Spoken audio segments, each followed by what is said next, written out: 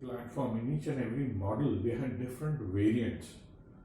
Now, variants were introduced when they came to know that people like to have choices, even if they are not going to buy. Now, what does that gives you?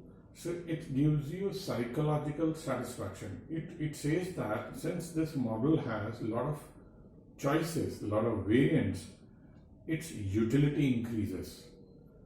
Now, what is utility? Utility is, simply put, satisfaction. That is, a remarkable thing happened with respect to Maruti.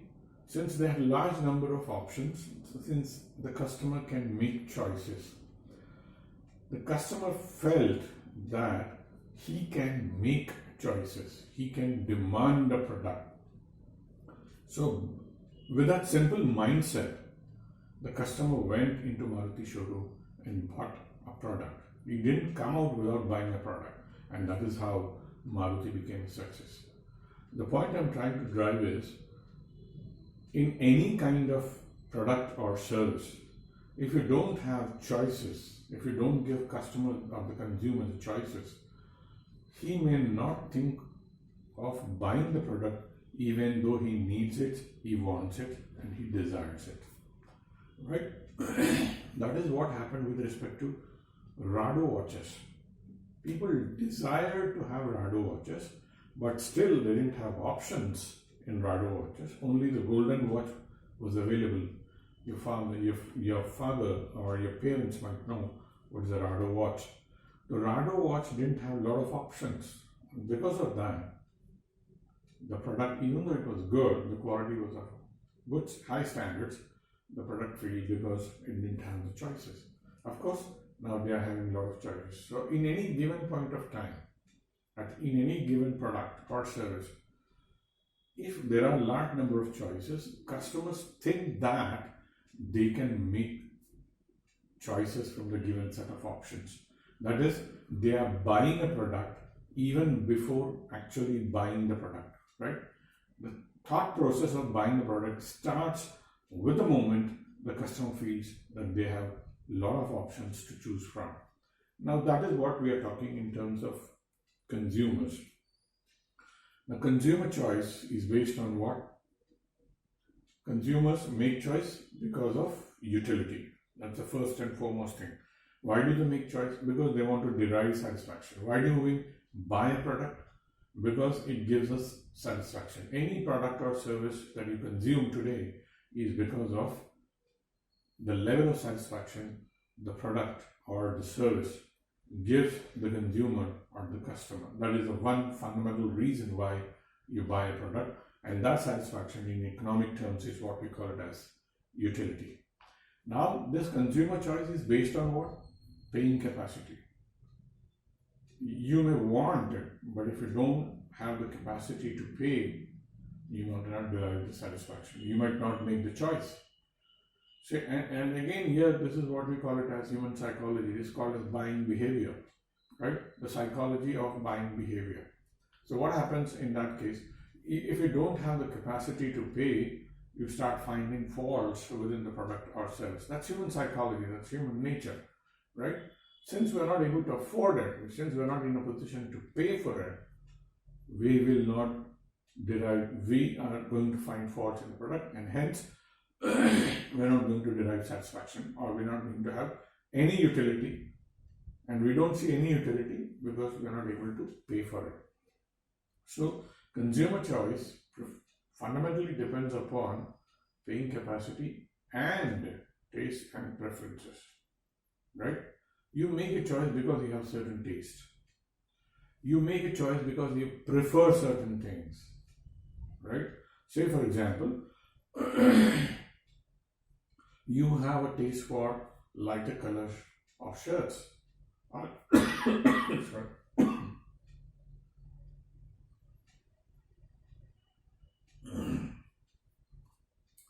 Or darker color of trousers. So you have a certain taste. In that you will go for certain models. In that you'll go for certain brands. In that you'll go for certain price points. This is how everything follows. So because you have certain taste, You'll go for certain products having at certain price points with a different set of brands, with particular brands, and accordingly you make choices and you buy the product. And also preferences. Say for example, if you have 10 number of options that are available in the case of say television sets. Now television sets have become smart TVs, right? So in smart TV category, if we are having say n number of options, you'll prefer to have say a TV which measures in a particular range, right? Nowadays people prefer larger screen options, right? So what is that? Since they're having a lot of options, people are preferring. Now, though that preference depends on what? Three factors: completeness, transitivity, and non-saturation. Non-S-A-T-I-A-T-I-O-N. Preference depends upon what? Completeness. Say for example, there are two set of options. Among the two set of options, which is the one that gives him complete satisfaction, he will prefer that, right?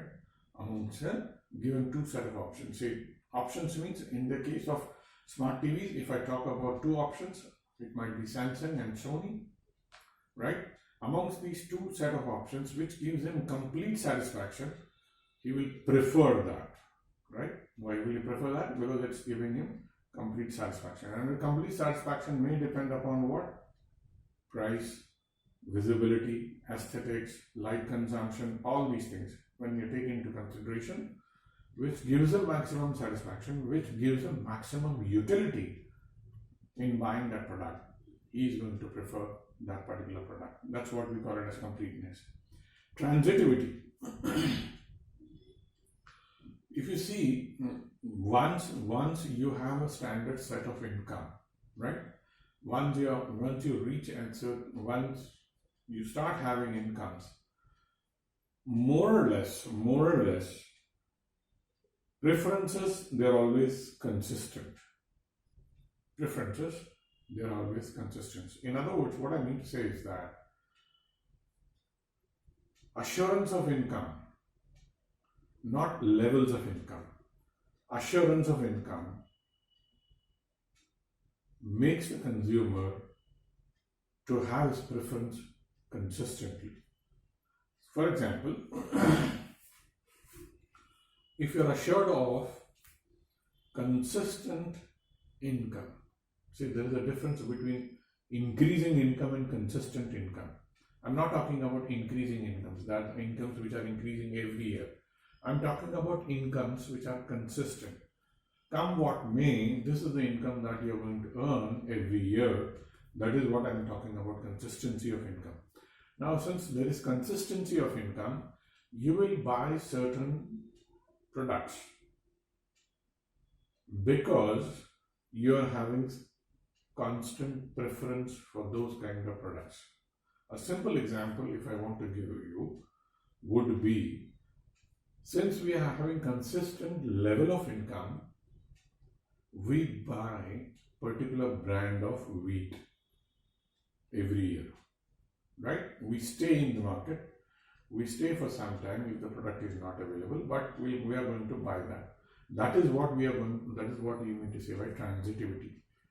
Consistent, what you can call preference, consistent preference for certain products. That is what we call it as transitivity. Non-satiation means satisfaction. Non-satisfaction. He prefers because consistently,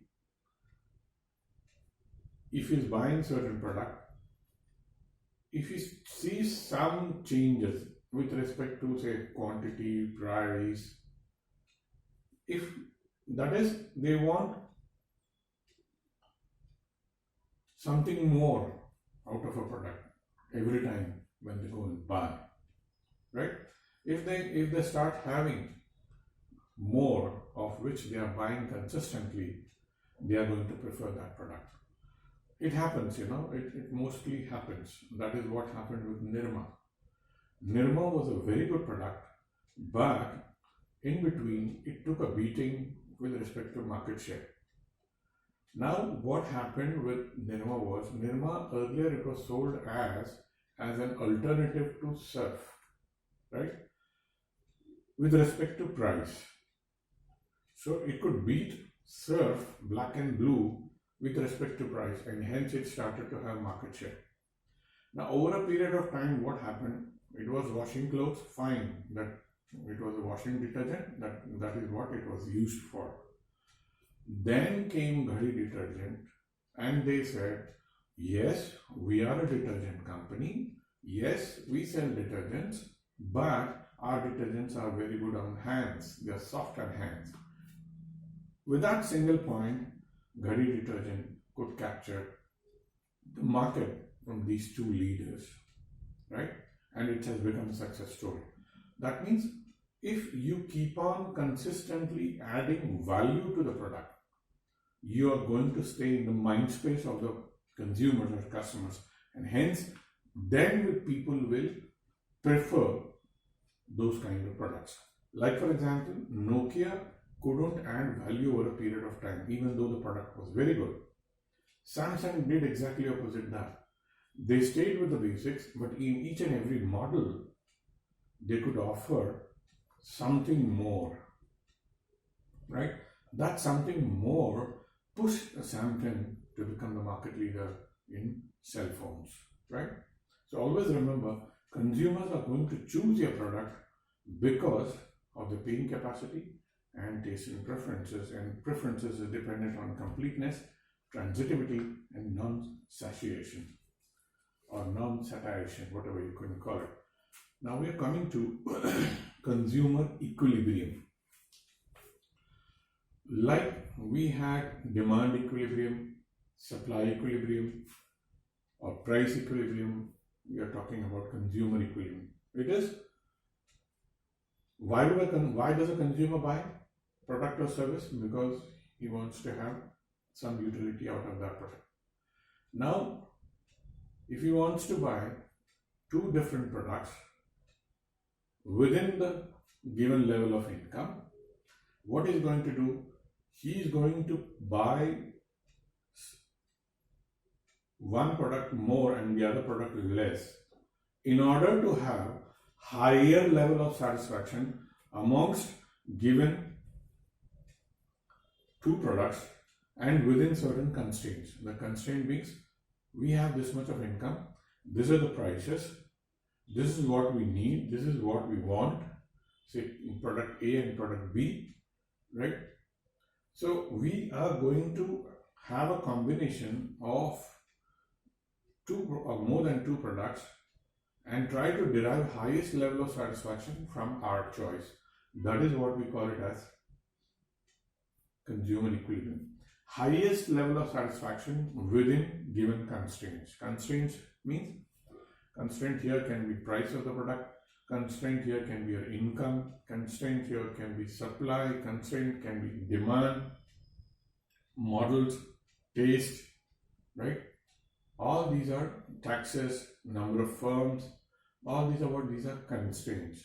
From consumer's point of view, predominantly two things affect his equilibrium, that is price and incomes. These are the two things that primarily and predominantly, more importantly, they affect the equilibrium. That is, given these constraints, that is price and income levels, a consumer is going to derive highest level of satisfaction amongst the product or services that he or she is going to buy or consume. Now, consumer equilibrium, like I said, depends largely on the budget he has, right? And the budget depends upon the income level of the consumer. Mathematically, CE can be explained as PMQM plus PMQN. That is, M and N are two different set of products. P is price, Q is quantity. That's, you are going to buy M at a certain price of certain quantity. N product you are going to buy at a certain price of certain quantity, which should be equilibrium should always be equal to 1. It should not be more than 1 and less than 1. If it is less than 1 means it is not in equilibrium position. Still the consumer has not reached the highest level of satisfaction. There is still scope for improving the satisfaction levels. That is, he may either buy n quantity more or he may buy n quantity more to derive highest level of satisfaction. Indifference curve. What is that? It's a graph showing equal satisfaction of a combination of two goods. It's a graph. Indifference curve is a graph that shows at a certain price, right? At a certain income. It's a certain price of two different products and at a certain income or a certain budget. If it shows equal satisfaction. That is, the quantity may differ, but still you derive equal satisfaction from two set of goods.